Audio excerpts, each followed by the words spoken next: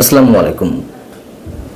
মঙ্গলবার জাতীয় ঐকমত্য কমিশনের সঙ্গে রাজনৈতিক দলগুলোর যে বৈঠক ছিল সেই বৈঠক জামাত বয়কট করেছে, বর্জন করেছে এবং এটি নিয়ে রাজনৈতিক মহল, সরকারের মধ্যে একই সঙ্গে গণমাধ্যমে নানান ধরনের বিশ্লেষণ চলছে। সরগরম অবস্থান, কি হতে চলেছে, কি হচ্ছে, জামাত কোন ভূমিকা অবতীর্ণ হয়।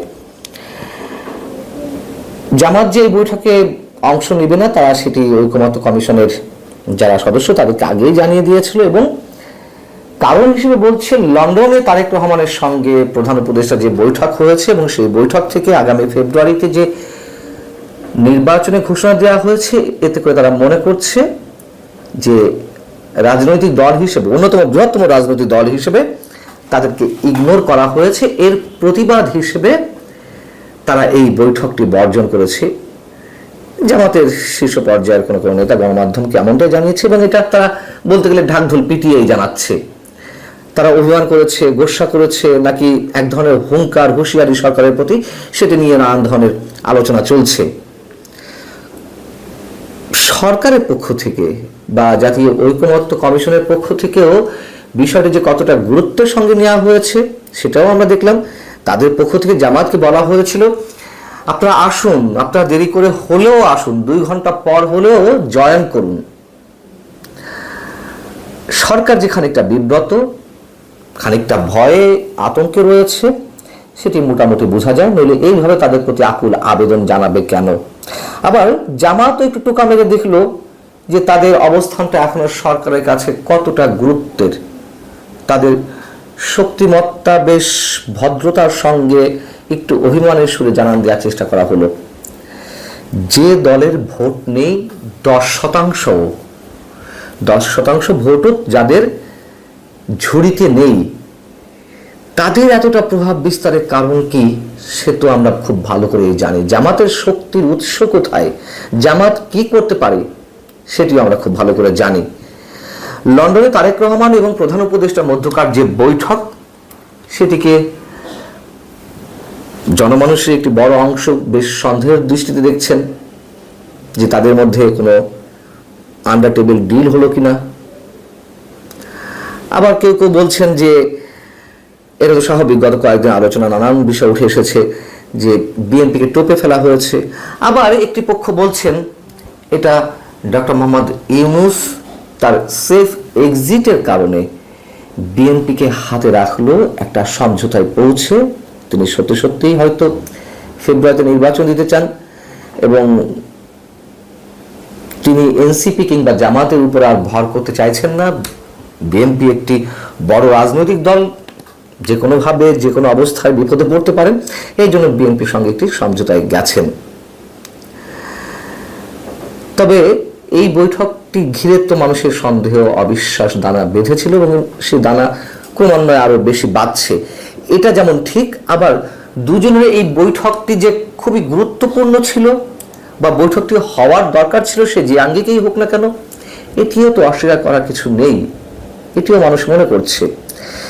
এখন জামাত যে বলছে ফেব্রুয়ারিতে নির্বাচনের ঘোষণা দিয়ে তাদেরকে ইগনোর করা হয়েছে বা দেশে এসে প্রধান উপদেষ্টার এই বিষয়টি ঘোষণা দেওয়া উচিত ছিল, তাদেরকে ইগনোর করা হয়েছে, মূল্যায়ন করা হয়নি। যখন প্রধান উপদেষ্টা ঈদের আগের দিন গত 6 জুন জাতির উদ্দেশ্যে ভাষণে এপ্রিলে জাতীয় নির্বাচন অনুষ্ঠানের ঘোষণা দিলেন একটি প্রাথমিক পর্যায়ে, তখন কি বিএনপিকে ইগনোর করা হয়নি?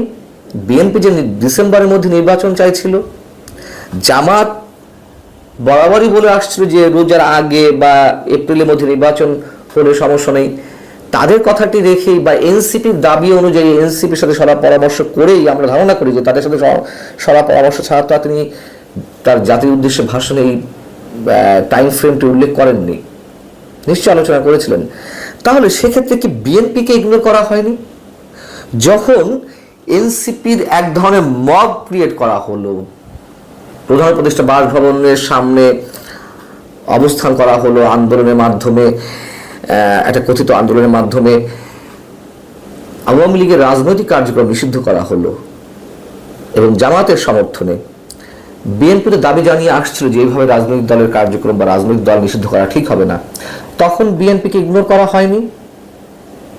এখন পরবর্তীতে আমরা দেখলাম যে বিএনপি যদিও মুখ রক্ষার জন্য তারা আনন্দ প্রকাশ করেছে যে আওয়ামী লীগ রাজনীতি বন্ধ হওয়াতে। এদিকে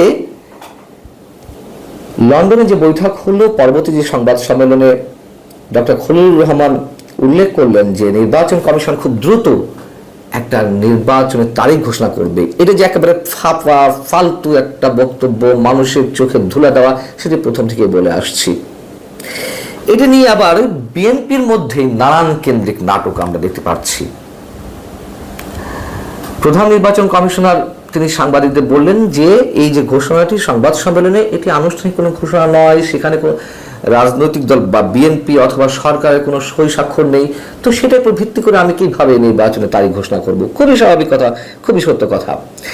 এই মন্তব্য তিনি যখন করলেন, তখন বিএনপির স্থায়ী কমিটির সদস্য জনাব সালাউদ্দিন আহমেদ তিনি কি বললেন যে লন্ডনে যে সিদ্ধান্ত হয়েছে সেটি সরকারের পক্ষ থেকে যেন অবশ্যই নির্বাচন কমিশনকে জানানো হয় আনুষ্ঠানিকভাবে, এবং তারা যেন একটা দ্রুত নির্বাচনের তারিখ ঘোষণা করে। আবার আমির খসরু মাহমুদ চৌধুরী, যিনি লন্ডনে সংবাদ সম্মেলনে বিএনপির পক্ষ থেকে প্রতিনিধি হিসেবে উপস্থিত ছিলেন, তিনি আবার কি বলছেন,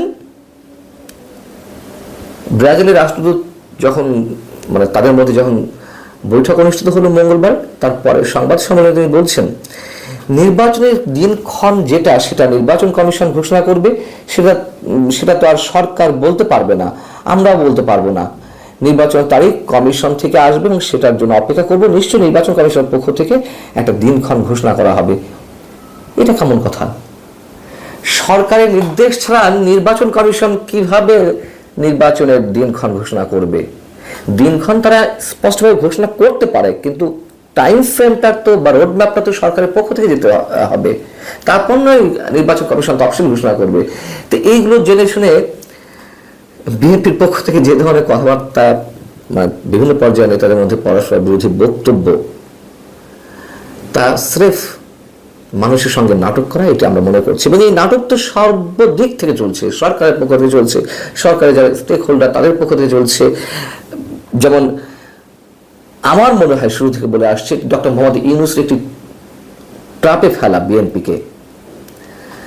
নিশ্চয় জামাত বা এনসিপির সঙ্গে আলোচনা ছাড়া তিনি এটি করেননি, করার কথা নয়। যদিও অনেকে বলেন তিনি বেশ চালাক লোক, সাংঘাতিক মাত্রায় তিনি খুব অতিমাত্রায় চালাক, তিনি কখন কি করেন ঠিক বোঝা যায় না। তবে এখনো পর্যন্ত আমার মনে হয় যে তাদের পরামর্শে সবকিছু হচ্ছে, এবং জামাত যা করছে এবং এনসিপির যে বিরোধিতা, সেটিও নাটকের অংশ। নাটক সব জায়গায়, এই নাটকের ক্রস ফায়ারে পড়ছে সাধারণ মানুষ।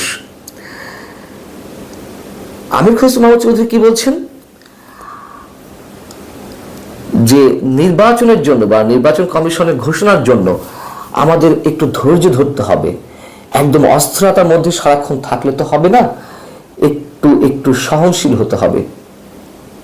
যারা ডিসেম্বরের মধ্যে নির্বাচনের জন্য এতটা উদ্গ্রীব ছিল, অন্যান্যদের অভিযোগ ছিল যে বিএনপি কেন এতটা উতলা হয়ে গেছে ক্ষমতায় যাওয়ার জন্য, নির্বাচনের জন্য, যদিও তাদের কথাগুলোকে আমি সমর্থন করি না, বরঞ্চ বিএনপি রাইট ট্র্যাকেই ছিল। এখন আবার তাদের যে ভুল পাল্টে গেল, সেটি অনেক ধরনের সন্দেহের সৃষ্টি তো করেছেই। পাশাপাশি ডক্টর মোহাম্মদ ইউনূস আসলে ভুল পাল্টেছেন কিনা, তিনি সেফ এক্সিটের জন্য বিএনপির সাথে সত্যি সত্যি কোনো ধরনের সমঝোতা করেছেন কিনা,